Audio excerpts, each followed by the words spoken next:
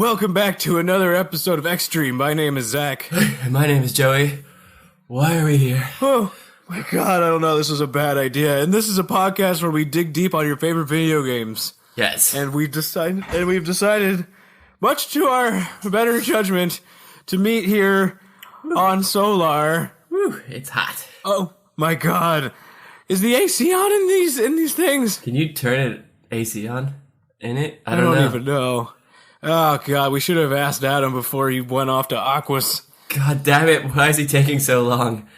I don't know. He's not here today. I don't know. Maybe he crashed the Blue Marine. Who knows? I think he's just loving Aquas too much.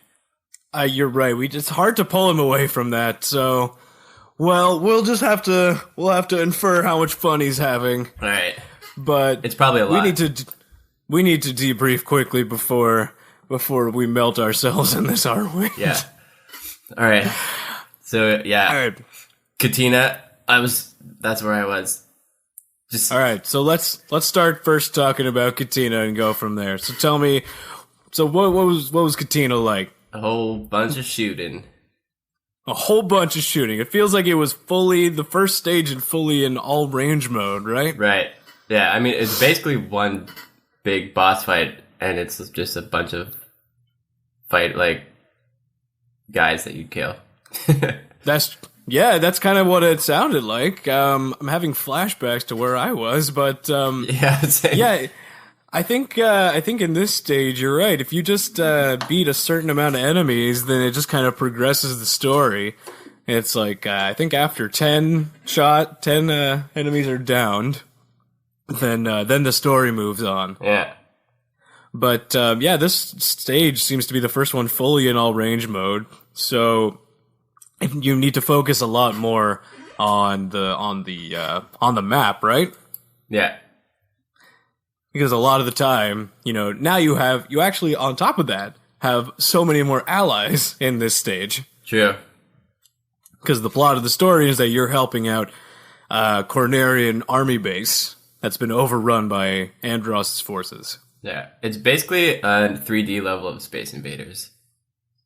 Pretty much, yeah. And it's another reason why they shouldn't have never made any Space Invaders in 3D. That would have been way too much. Oh man, yeah. Fox is a good one. It's I enjoy this. Very eloquently spoken. It is a good one. Thank you. But yeah, I mean, the main reasoning behind that is just there's so many hindrances when you're playing in all range mode that require a lot of finesse and timing, as opposed to having everything directly in front of you. Right. Because again, when you are in all range mode, you basically have a timer on the amount of space that you have to engage with an enemy. Yeah. Because you are nearly always moving so much faster than them. True. It's like they're almost stationary. Exactly. So you're moving so much faster, they're moving slower to the point where it feels like they're standing still. And then you end up just like passing by them in an instant. And you really had maybe like 5 seconds worth of time to shoot and aim at them. Yeah. It's like, unless they're like tailing right behind you and they're supposed to be there, and then they're like so fast for some reason. Who knows? How do they did this? I don't know. They kicked up their gravitational drift and drift boosted behind you. Bam! Is that a thing? Yeah. Sure. Sure, why not? Yeah, they're drift boosting right behind you. It's like F-Zero, but wait, F-Zero's already in space. Never mind. What? And F-Zero, this racing game with Captain Falcon. Okay. True. Yeah. Yeah, there you go. Both in space. Oh my god, there's like a theory that these are all in the same universe. Yeah. Like F-Zero and Star Fox. Well, they are in Super Smash Bros. There you go. You know what? The connecting tissue of the Smash Brothers universe basically connects every video game character in existence. Is that even legal? if Shigeru Miyamoto and all of them say it's legal, then I'm gonna believe them. The world of video games is messed up and weird, and I love it. Yeah. Speaking of messed up and weird, let's talk about the actual stage dynamics. We talked about it a little bit, but we have an ally in this stage that we actually need to care about, and it's Bill. Bill! Our buddy Bill from the academy. Good old Bill from warehousing. Bill from warehousing. I don't even think that's a word, but... I feel like he's just such an afterthought when it's like, Bill's here! Yeah. He's like, are we going to explain who Bill is? No, we're not! just the little puppy. Is he a dog? Yeah, he is a dog. Yeah. He's a dog because, he has a bulldog unit and a husky unit, and they are here at his side because, we have a theme to keep with. Yeah. God. But you know what the thing is? They don't really explore the relationship here as well as they do another character that's going to be coming up later in this game. Right. Which is kind of a letdown. I don't know. It just seems like you've been so good at explaining, you were so good at explaining the relationships here and backstories and all that. Yeah, I guess. But then they just threw him in last minute or something. They're like, this level is boring. I mean, this level is pretty straightforward. It's just shoot down a bunch of enemies, and then a giant mothership appears, which, okay, it's kind of cool having the main boss appear while you're still mid-combat, and it's just kind of like slowly meandering its way to the middle. A little reminiscent and you're just kind of like, Independence Day. I don't know what came first. Oh my god, it's very reminiscent of Independence Day. Well, that came out in 96, and this came out in 97. Oh, so my god. Very much replicating that. Yeah. Actually, we gotta do an internet backstory on Bill, by the by. We'll do that after this. What a tease. But yes. I know. Well, we haven't done an internet backstory in a while. Adam's really put us off on our backstory, and either way, let's. So the mothership very slowly meanders in, very reminiscent of like what you said, Independence Day, and then drops in a bunch of more enemy ships. Which again, it's just kind of more of the same. You shoot down more of the enemy ships. I kind of wish they had given the mothership like an attack. Yeah. Like a big laser maybe that it could shoot out every so often. Other than just being like background. Yeah, it's ostensibly just there to release more of the same ships. But again, the ships they're not different in any way. They're not harder. Right. There's just now more of them. Right. And you like see where they're coming from. Mm-hmm.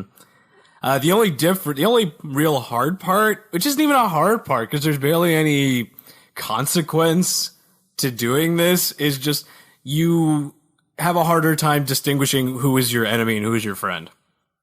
Right. But I mean, the penalty for shooting down a ship of your own is Bill just saying, "Fox, that's one of ours," and then maybe slightly less on the scoreboard. But like, you don't get like. You don't lose. Relegated to the wrong path. You don't lose if you shoot down too many of our own guys. Mm-hmm. So it's more just kind of there to add flavor, I guess, to the fight. Yeah. Other than that, not really much else. I guess maybe it makes it a little harder if you shoot down one of your guys, maybe. True, but you're ostensibly like a one-man army. Yeah, you're basically alone. Yeah. I mean, your wingmates do help out sometimes, and they make it very clear when they help out. Yes. Telling you that they've shot down one pilot after you've shot down like 17. Yeah. I got one. Great. Great, good. Yeah. I'm on like 25. Yeah. But yeah, that kind of goes back to the whole point about paying attention to your map and your radar, because the enemies are marked as big white dots, and you want to shoot only the big white dots, but then you need to correspond that to what's in front of you, so on and so forth. So it's trying to teach you how to navigate the map in a short amount of time while relaying that information to you in real time about fighting what's in front of you. Yeah. Unless I'm digging way too far into this, and maybe they didn't actually intend for that, and they're just like, shoot down a bunch of things. Have fun, yo. I don't really care. Either way. So the mothership, basically it opens up every so often with its hatches, and drops out a bunch of ships. And Bill, in his omnipotent glory, just happens to know that you need to shoot the hatches when they're open. Yeah, trust me. How does Bill know that? Is Bill in cahoots with Andros and he was like a traitor to Andros? Spoiler alert. Oh, no, now we're digging into too much backstory. But no, he just happens to know that you need to shoot the hatches because that's how the story progresses. It's a video game. Yeah. I mean, you could have done the same thing you did before with Slippy, where you just like analyzing the enemy, and then like you could just say like, okay, now shoot down the hatches. Yeah, as opposed to making Bill do it. But I think you just wanted Bill to say more things. Yeah, it's like we put him in, might as well. Yeah, I mean, if he's gonna be here for such a short amount of time, make the most of it, I guess. Yeah. So yeah, you shoot down the 4 hatches and it exposes a core, and then you shoot the core, and then you win. Yay!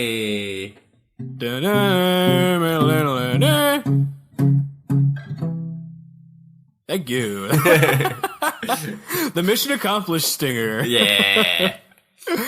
But yeah, I don't know. The stage is fine for what it is. I mean, it's just it's a dogfight. Yeah, I mean, it's the first one of its kind, so that's cool. Wait, did you get it? Did you get my pun? I was not even. It's dogfight. Good. Because Bill's a dog. Yeah, that's funny. Get it? You get it? Yeah. But, ching. I'm gonna let you recover from the beauty of that that stealth pun. I'm gonna need a minute. Just like... Oh wow. my god. Well, here, how about this? I'll give you a full minute while doing an internet backstory on Bill Gray. Internet backstory. Good, I'm gonna need this.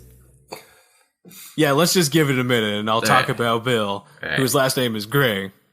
Thanks. Bill Gray is the childhood schoolmate of Fox, Falco, and Slippy's, and the ace pilot and commander of the Husky and Bulldog squadrons in the Cornerian Army.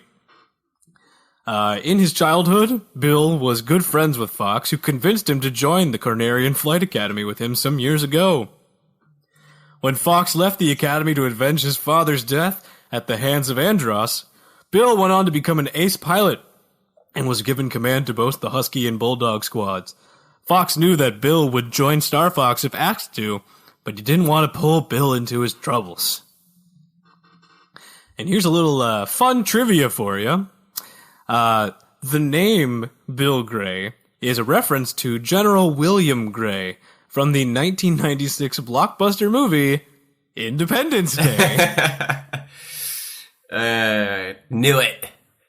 This whole stage is just a big homage to Independence Day. This coincides with the portrayal of the Battle of Katina, as it resembles the Furball, a large-scale aerial conflict / mothership assault scene from Independence Day. Yep, basically that scene. That right? It's the whole thing. He's the only playable character in Star Fox Command, I guess, which happens in another game. And many elements from Star Fox 2 were carried over to Star Fox 64, and it is largely speculated that Bill was created as the equivalent or a replacement for Faye, a character from Star Fox 2. By the way, Bill is apparently 29, so years good old. Good job, Bill. According to this, Wow. wow, that's like twice as old as a normal dog lives. Well, I'm getting conflicting information here. It says 18. Oh, sorry. He was 18 before the Lilat Wars and is now currently, I guess, 29. Okay. Now he's 29, but so before he started fighting, he's a veteran. There you go. And that's all we got, actually, for Bill Gray. Bill Gray. Internet backstory. Wow, I'm still thinking of that pun. I don't think that was enough time for me. Okay, how about this? We take a quick break. Okay. I mean, we're still burning up. I'm glad that we pulled our ships a little farther back from Solar, because now it's a little cooler. Yeah. But I'm still feeling the heat, so maybe I'm gonna tinker around with the AC controls in here too, while you just kind of collect yourself. So, Paul, could you help us out? Give us a little bit of breaky poo, if you please. Please, and thank you, sir. I love you.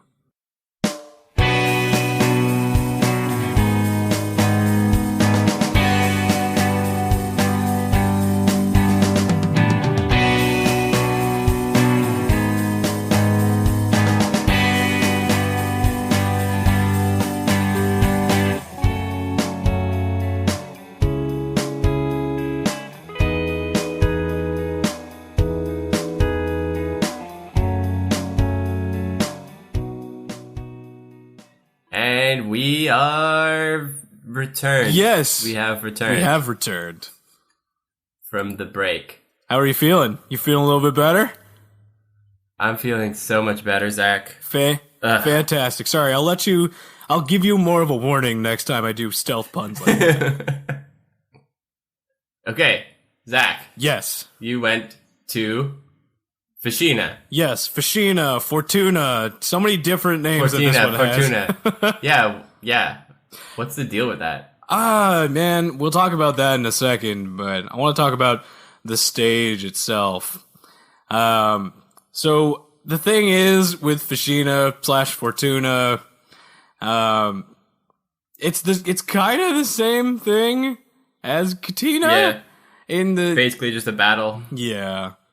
Actually, you know what? I feel like we should explain the Fashina Fortuna thing before we forget about it. So, Fashina's mistakenly called Fortuna in the English version of the game. The actual Fortuna is an entirely different planet. And the errors, this is corrected actually in a different release, in the 3DS remake of the game. Yeah. I never knew that. So there you go. Learning. Yeah, no, learning. Was that the pro tip music? Yeah. Well, we haven't used it in so long. It was burning a hole. True. Yeah. But yeah, Yeah, I mean, learning is a good pro tip. Learning in general is a good pro tip. Pro tip, learning's great. But yes, this is another all-range mode fight similar to the one we had in Katina. That's why I felt like I was having flashbacks when you were telling me about it. But I guess it's a bigger stage, though, isn't it? Slightly bigger. There's a little bit more. There's a little bit more directionality to it. Yeah, the stage actually, terrain-wise, has a little bit more going on for it than just a giant, pyramid in the middle. Right. There's actually terrain, mountains that you need to dodge, and there are outposts and stuff that you can destroy on the outskirts that are related to this outpost that shoot at you, actually. So it actually adds a little bit more variety than the Katina stage itself. And there's also more of a focus in this one on saving your wingmates as opposed to taking down as many enemies as possible. Right. They kind of bring that in real fast with the Fox, get this guy off me kind of talk. And not only that. Also, Yeah, sorry. You go on. Are you? No, I don't want to interrupt you. Go ahead. I forget what I was going to say. Great. The focus of the level to save your base or something. So it makes sense. Yeah, it's a defense post. So it's more about like defending Yeah. as opposed to being on the attack. Yeah. But yeah, so not even just they're like anecdotally saying save me, but to the point where on screen you have directions that tell you where they are and it says help them. Yeah. So you need to actually navigate using the on-screen instructions to go and save your wingmate. Otherwise, if you don't help them, they'll be out of commission. They'll just be shot down and they will not be able to help you. Right. So there's more of a focus in terms of like there are actual repercussions for not helping out your wingmates, which before it was kind of just like, oh, okay, well, like they'll probably be fine otherwise. But now it's like, okay, we really do need to help them. Otherwise, this has long-lasting impact, not on just this stage, but the next stage, because they're gone for 2 stages. Yikes! If they get taken down. And then, interestingly enough, so before, on Katina, you'd need to take down 10 enemies and then the story progresses. This one, it doesn't actually matter how many enemies you take down. Yeah, it's like a time thing. It just happens. It's like once the music dies down. Yeah, then, just don't die. Yeah, just don't die until the music dies down. I guess that makes sense. It's like a defense post level, so there's no attack that you need to, hit, like a quantity of enemies you need to take down. Right. So that's cool. Yeah, it's good. It again ties back into this is a defense post, so you're just trying to defend for a certain amount of time, which makes sense in the vein of the story. But then they introduce probably the coolest thing in this game. Yeah. Your rivals. Yeah. The Star Wolf Squadron. Can't let you do that, Star Fox. Yeah. I don't know why he's like space British, but okay. Can't let you do that, Star Fox. They all have that like snot, like, you know how when you're trying to explain to a friend that somebody's like really like poncy and annoying? Yeah. That's like Star Wolf and like Leon probably on the team. Yeah. Andros has ordered us to take you down. like the preppy sister school. Yeah, when they're like it's like the prep school jocks and like, oh. I see you guys have, They're all like, I don't know. They're all like stereotypical like jerky inflections. Yeah. Like Pigma's like the like big bully at like the public schools, like, yeah, we're gonna take you down. Long time no see. And then we have Andrew, who I guess is like the whiny rich kid. Andrew's enemy is my enemy. So good. It's very stereotypical tones to convey like, oh, these guys are jerks. Let's take them down because they sound like jerks. Yeah, I just want to punch them in the face. So exactly, they fit into your schema of these are douches and we need to take them down. So it's pretty easy to identify that they are your rivals. Yeah. Whereas Bill from before is more like cool, chill dude who's like, whoa, bro, let's chill out, man. Yeah, let me help you out. So that's interesting that they kind of employed that kind of, I don't even know what to call it. Like, it's not stereotyping, is it? Maybe. I don't know, because it's not like prep school jock isn't like a yeah, not stereotyping, but more like it's like characterizing. I don't know. It's like a schema in your mind, you know? Yeah. Where you just have like a box of this is like annoying prep school person, and then you just like, oh, I reached into that box, and yep, that makes sense. It seems to fit the schema there. But either way, it's a feeling. It's a feeling. I think general feeling. Well, it might be more than a feeling. Sorry, I guess. Internet backstory. Wait, no. I told you I'd give you more of a warning. My bad. So this turns into now a 4v4 fight. You, Star Fox versus Star Wolf. And there's so much battle banter. There is so much battle banter. It's nonstop. No, that nobody shuts up. But I think it's to kind of add to the chaotic feeling of this fight. Yeah, and they have like 4 guys. They have to all say their shit, They have 4 guys, and then you have 4 guys. It's just a lot of back and forthing and kind of like egging on each other and being like, you'll never beat me. And it's like, oh, I'm going to beat you. And it's like, oh, no, I need help. And like, oh, nobody's here to help you. And it's like, oh, my God, shut up. Even Slippy says it perfectly. What? This is really starting to tick me off. You're right. even Slip's annoyed. Yeah. If Slip's annoyed, then everyone's annoyed. Right? But I think that was on purpose to add to the chaos of the fight itself and make it feel more frantic and frenetic. Yeah. But yeah, and then as the fight goes on here, like the pain veins aspect comes in, I think. Because before it was the pain veins of, help out your enemy or they're gonna go away. But now that's like upped here times to the next level. Because now they're not just nameless soldiers, shooting at your squad. They are Starwolf shooting at your squad. And they require a little bit more than just 1 or 2 hits to get taken down. Yeah, it's like a boss fight, kind of. Exactly. But they're still doing the whole, like, you gotta help us out here, Fox. And if you don't, they're gone. But then it takes it a notch up because you can't just take down who's tailing them so easily. Not just because they take more hits. But they'll actually actively try and dodge you by doing similar maneuvers that you can do, like the rolling around to get behind you, or barrel rolling, things like that. Yeah, not so easy. No, they're ostensibly you guys, but they're fighting you. Right. So I think that's good. It's a good amount of pain variance there. And then, God, man, this music's just such a fucking banger. Yeah. It all is. I love the Star. I don't know why I love the Starwolf theme. Maybe the like it goes like title theme and then Starwolf.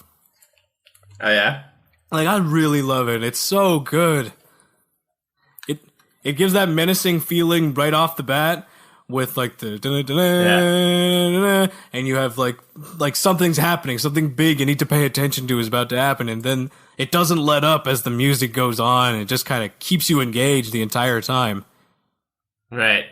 It's just a little stressful, fast paced. Exactly. It makes you feel like you should be paying attention right now. And there's like the song gets its hooks into you. God, it's so good. Yeah. Someone should make a remix. Oh, I'm sure billions of people have made remixes of it. It's such a good song. Yeah. But it's such a shame because then you got to take them down, and then everybody cries because you're so good. And then once you beat the entirety of the squad, Fox goes into the base. Oh, there's a bomb in the base. We forgot to mention that. Yeah. By the way. Yeah, there's a bomb. Don't go in there. There's a bomb in the base. And bomb in the base. And there's a bomb in the base. I don't know why I just said that. Nobody except you and I are gonna get that. Yeah. But anyway, so there's a bomb in the base, and then God damn it. And then you need fine. It's fine. Yeah. I'm moving on. Everything's okay, people. It's fine. We're fine. Everything's fine. We're okay. So then we need to, but the thing is we can't take out the bomb because then Starwolf comes in and the music kind of makes sense with its fast, frenetic, and anxious themes because you want to take them down quick so that you have time to take out the bomb. Actually, if you don't take them out fast enough, a timer pops up and saying you have this much time until the bomb explodes. So again, just reinforcing the freneticness of this stage and like, oh my God, we have to do something right now. Yeah. Or in like 40 seconds. Yeah. Or in 40 seconds. I don't know. But yeah, when you do end up taking out Starwolf though, Fox goes in to disarm the bomb and then hooray, we're great. And then we're all fantastic and yay. Yeah. And that's the end of that one.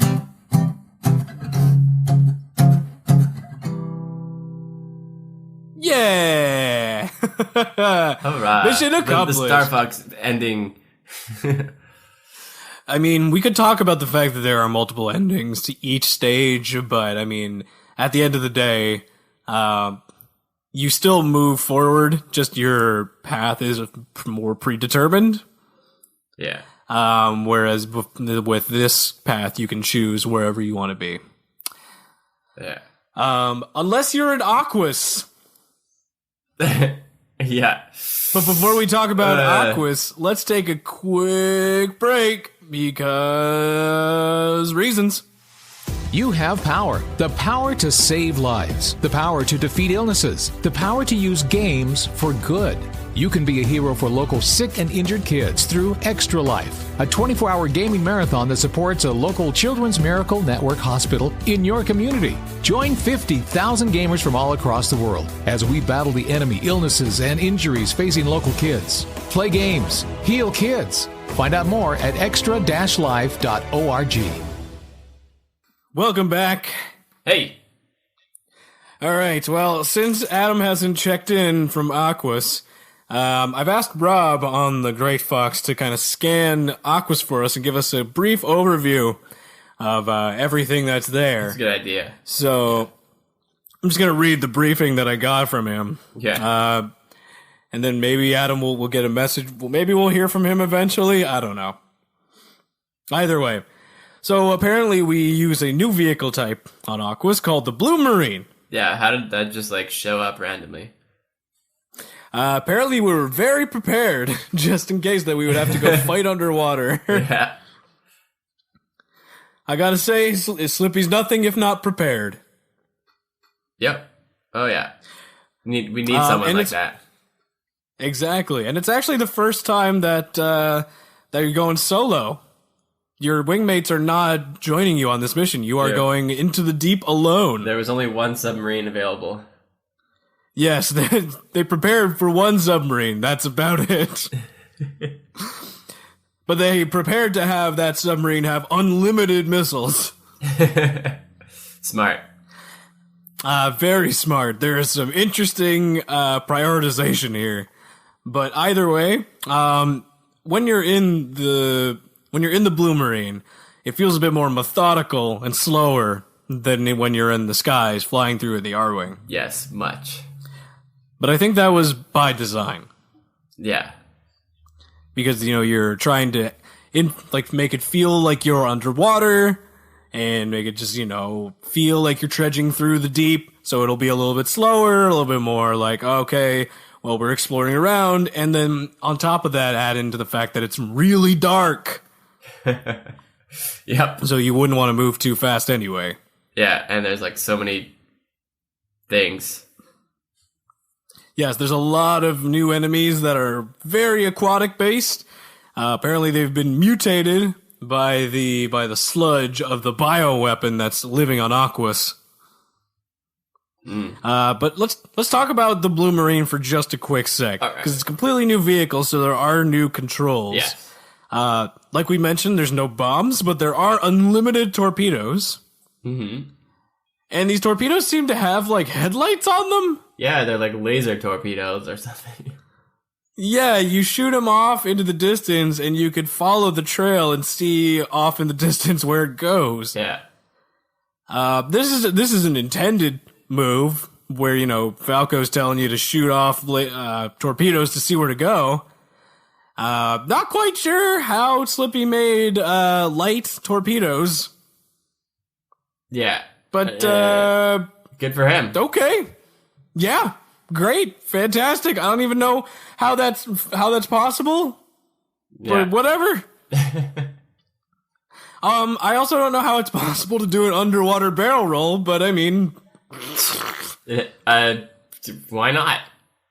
I mean, why not? Once you see the Blue Marine do a barrel roll, you really realize that this was just using the same kind of framework as the other stages with the R-Wing, just slapping on a new vehicle and an underwater background, slightly slowing it down, and then that's about it.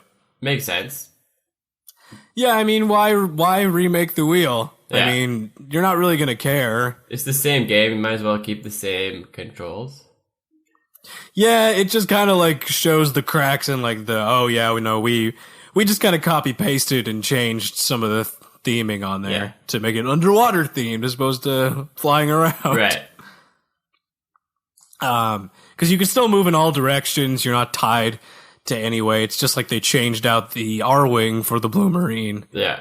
That's about it. Yeah. Nothing wrong with that. It's just fine.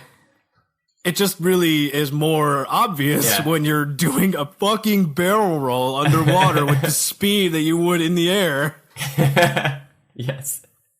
I don't care how many like jet propulsion systems you have on that submarine. That ain't happening, gang. It's not physically possible.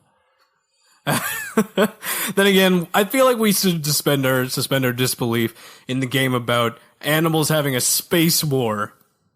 Yeah. So maybe we're a little more lenient. Also, there's also the fact that jellyfish can create giant electrical barriers that can, in fact, create so much electricity that, again, it damages a submarine. It damages a submarine, but doesn't do enough to travel through water and like electrocute the entire ocean. Yeah. This, if you think about this too much, it starts falling apart. Yeah, we probably shouldn't, even though we're digging deep. Maybe. Yeah, I mean, yeah. What are you gonna do, right? And then there's fish that just explode into giant bomb-sized explosions. Yeah, that's what fish do. Yep. Again, maybe we just chalk all of this up to toxic sludge and the bioweapon and all that. Yeah, it's like radioactive or something. Yeah, there we go. It's all due to this stupid bioweapon called Bakun. Interesting. Yes, the giant baddie in this stage is a giant enemy clam. Yeah, very scary. Very scary. I mean, as a child, just seeing that's kind of like one of my worst fears personified. Like something in the depths of the ocean that is giant, terrifying, and trying to kill you.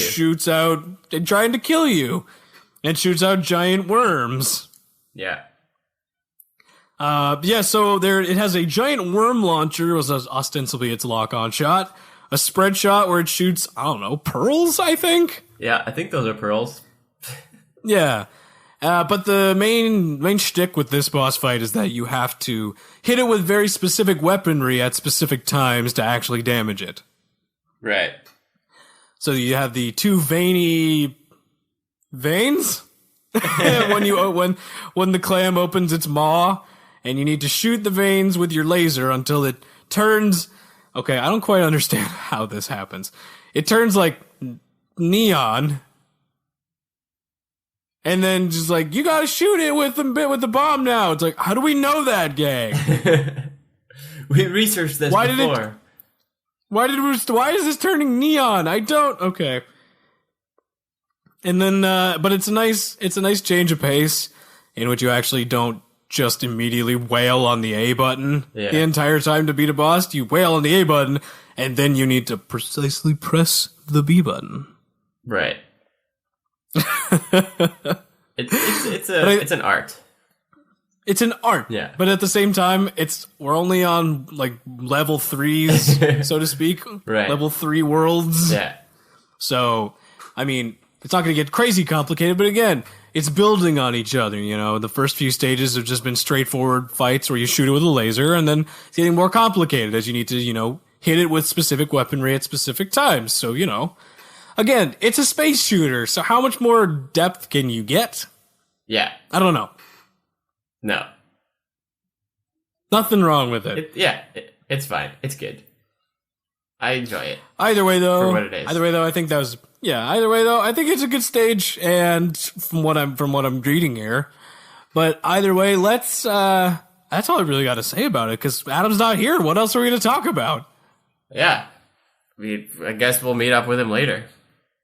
Yeah, I don't know. Well, we'll just do the outro, I guess, and we'll see if we can find him another time. But again, thank you guys so much for listening. We really appreciate it. If you want to reach out, you know how. It's theextreme@gmail.com. That's ITSTHEXSTREAM@gmail.com. Let me try that again. That's ITSTH. Fuck! Always throws me off when you do that. I know. ITSTHEXSTREAM@gmail.com. Yes. If I just yell loud enough, then I can drown you out. Yeah, that's a good strategy. But thank you guys so much again for listening. I really appreciate it. Just a reminder, we still have our charity drive coming up on November 2nd. Okay, we're going to be doing this we're going to be streaming on Twitch all day, November 2nd, raising money for Child's Play, the charity that helps out at sick kids hospitals. So if you want to tune in, it's November 2nd, all day on our Twitch stream. It's the Extreme on Twitch. That's, again, same as our email, ITSTHEXSTREAM. And we'll be playing games all day. We're going to have a lot of fun. We're going to be doing a lot of giveaways. So I really, really hope you guys tune in. And what I really hope more than that is that you donate. Yes. Well, nicely said. Thank you. And with that, I think we're going to... Oh, wait. What was that? We got an incoming transmission. Oh, shit. It's from... it's coming from Aquas. Could that be? Is that... I think it is. All right, let's patch him in. I want to hear what he has to say. Thank you all so much. Let's hear what's going on in Aquas. What's going on?